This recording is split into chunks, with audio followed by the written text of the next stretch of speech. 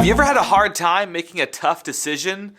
Like maybe you were walking down the hallway and you found money on the floor and you didn't know if you should keep it because like finders keepers, or try to find out who it belonged to because you know that it's not yours.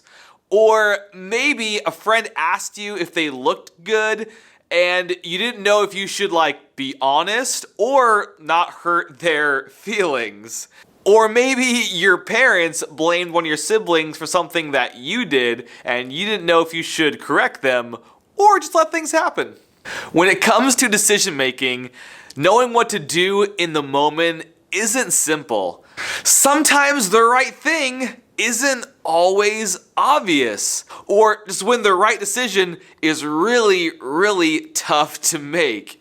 We're in a series called What to Do When You Don't Know What to Do, and we're looking at the life of a guy named Joseph in the Bible. Tonight, our story picks up with a particularly difficult choice that Joseph had. As you'll remember, Joseph had a crazy family life, 11 half-brothers who hated his guts, who first left him for dead, and then decided to sell him into slavery, which is how he wound up as a slave in Egypt with a man named Potiphar. Let's read a little bit of Joseph's story from the book of Genesis. The Lord was with Joseph, so that he prospered, and he lived in the house of his Egyptian master. When his master saw that the Lord was with him, and the Lord gave him success in everything he did, Joseph found favor in his eyes and became his attendant.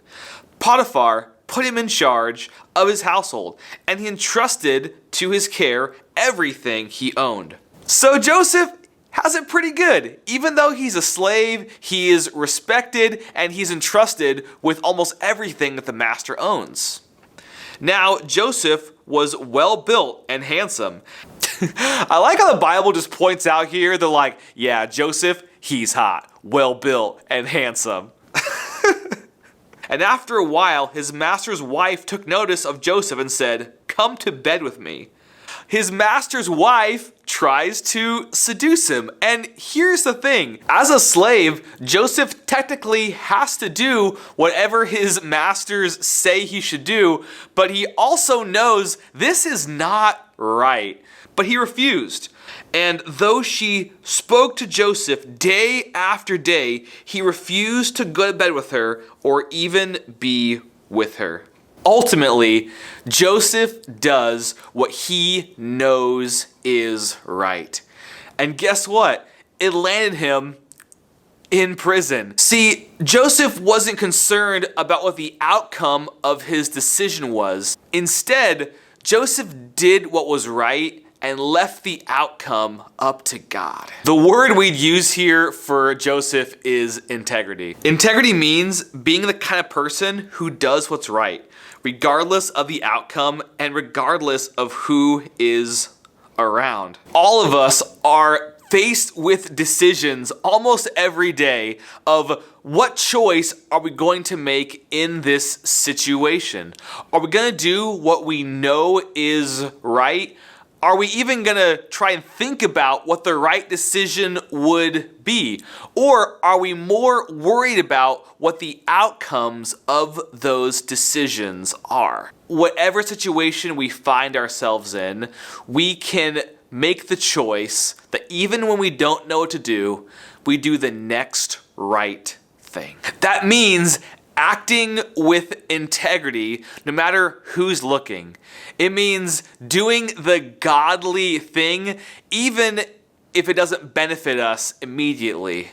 You see, by being a person of integrity, we are setting the course for our future. By acting with integrity, we're choosing the person that we become. And a life with integrity is a life filled with a lot less regrets than a life where we simply try to avoid negative outcomes. We all have areas in our life where we need to make a decision and to make the right decision. So tonight, what's one area of your life where you need to make the next right choice. Hey, let's go make some great choices.